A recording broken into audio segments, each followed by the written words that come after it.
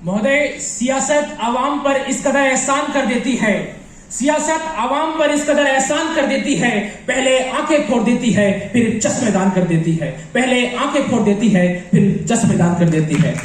सम्मानित अध्यक्ष महोदय, मैं विषय की पुरजोर समर्थन करते हुए विषय का पक्ष रखने आया हूं, न केवल विषय का बल्कि पक्ष रखने आया हूं उन तमाम युवा पीढ़ी की प्रतिभाओं का जो आज आरक्षण की तलवार के हत्थे चढ़ चुके हैं। महोदय, मैं पक्ष रखने आया हूं इस पीड़ित समाज का जो ऊंची और नीची जाति के नाम पर एसटी, एससी, ओबीसी, जनरल के 4 वर्गों पर बंटने के लिए मजबूर है। महोदय, मैं पक्ष रखने आया हूं उस रोती हुई मां के आंसुओं का जिसका बेटा योग्य होने के बावजूद भी किसी खास जाति का होने के कारण अयोग्य सिद्ध हो जाता है और फांसी के फंदे को चूमना आखिरी विकल्प समझता है। महोदय, मैं पक्ष रखने आया हूं इस समाज के बनिया, ठाकुर और ब्राह्मणों का जो रोज तिलक, तराजू और तलवार, जूता मारो इनको 4 जैसे नारों से कोसे जाते हैं। महोदय, मैं पक्ष रखने आया हूं इस देश की युवाओं का जो आज भी बीच सड़क पर खड़े होकर ये कहने के लिए मजबूर है कि खड़ा हूं आज भी रोटी के 4 हर्फ लिए, सवाल ये है किताबों ने क्या दिया मुझे, सवाल ये है किताबों ने क्या दिया मुझे।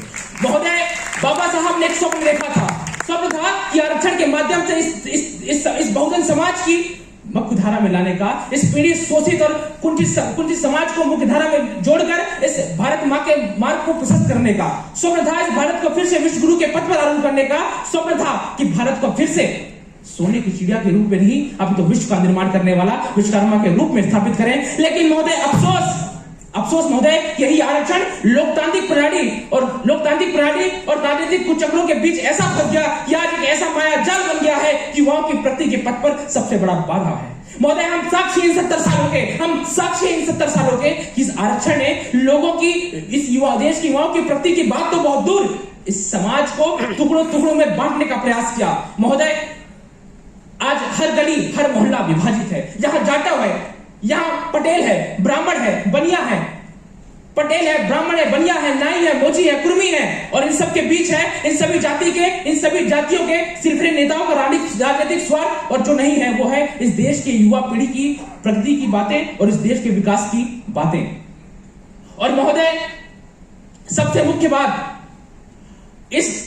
बात कि ये देश अगर महोदय, सबसे मुख्य बात, यदि ऐसे सदन कहता है तो मैं अपने विपक्षी मुद्दे से पूछना चाहूंगा कि हम तो डूबेंगे सनम, संग तुम्हें भी ले डूबेंगे का भाव रखने वाले मेरे प्रतिपक्षी मित्र इस बात का उत्तर दें। यदि आरक्षण इस देश की युवा पीढ़ी के प्रगति का मार्ग प्रशस्त कर रहा है तो क्यों महोदय, क्यों आज दलित समाज 10वीं से पहली कक्षा से 10वीं तक का स्कूल ड्रॉप आउट रेट 80% है? क्यों 18% डॉक्टर और 38% वैज्ञानिक विदेश प्रवास कर रहे हैं? क्यों महोदय, इसी आरक्षण की देन अंग्रेजी की स्पेलिंग न बताने वाले अंग्रेजी शिक्षक हमारे बीच में है? क्यों ऑपरेशन के बाद पेट पर कैंची छोड़ देने वाले डॉक्टर हमारे बीच में है? क्यों सरिये से कंक्रीट कोसों दूर ऊंचे बैठे इंजीनियर आज समाज पर है? आज क्यों महोदय, क्यों डिग्रीधारियों की फौज आज सड़क पर खड़े होकर रोजगार की मांग कर रही है? और सबसे महत्वपूर्ण, अगर इस देश में अवसर की उपलब्धता होती और अगर ऐसा होता तो आज हमारे समाज में शिक्षा का स्तर चरम पर होता।